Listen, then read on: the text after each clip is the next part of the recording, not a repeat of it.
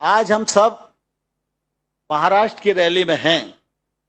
मुझे इस बात का निश्चित रूप से हमेशा रंज रहता है, जब महाराष्ट्र में भारतीय जनता पार्टी की सरकार थी और जब देवेंद्र फडणवीस जी मुख्यमंत्री थे, जैसा कि विनय जी कह रहे थे, विनय जी ने कहा कि एक जमाना था विदर्भ के साथ अन्याय होता रहा और एक धारणा बन गई थी।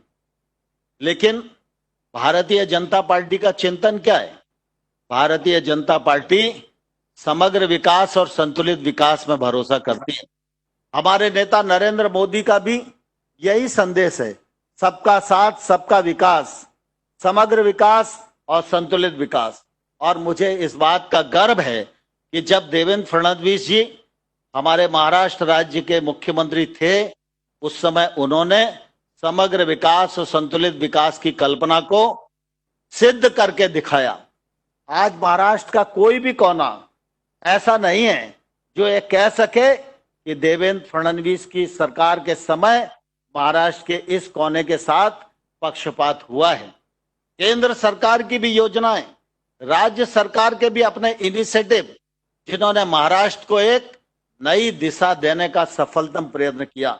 मुझे ध्यान है, मैं उस समय भी ग्रामीण विकास मंत्री था। देवेंद्र जी मेरे मित्र हैं, हम लोग हमेशा मिलते रहते थे। जलयुक्त शिवाय जो कार्यक्रम था, उसने एक तौर से महाराष्ट्र के ग्रामीण क्षेत्र में जल संरक्षण के क्षेत्र में, वर्तमान आवश्यकता के क्षेत्र में जो काम किया, उसके लिए देवेंद्र फडणवीस जी का जितना अभिनंदन किया जाए, मैं समझता हूं उतना अभिनंदन ही कम है। हर मोर्चे पर देवेंद्र फडणवीस जी की सरकार निश्चित रूप से सफल हुई। लेकिन बीच में एक समय आया और ऐसी परिस्थिति खड़ी हो गई, हम दल सबसे बड़े थे, वोट हमें सबसे ज्यादा मिले थे, लेकिन हमारे एलाइज भटक गए पद के लालच में, मुख्यमंत्री के मोह में, और उद्देश्यहीन एक अलायंस महाराष्ट्र में बन गया। आज 3 दलों की सरकार महाराष्ट्र में है, लेकिन महाराष्ट्र की क्या हालत हो रही है?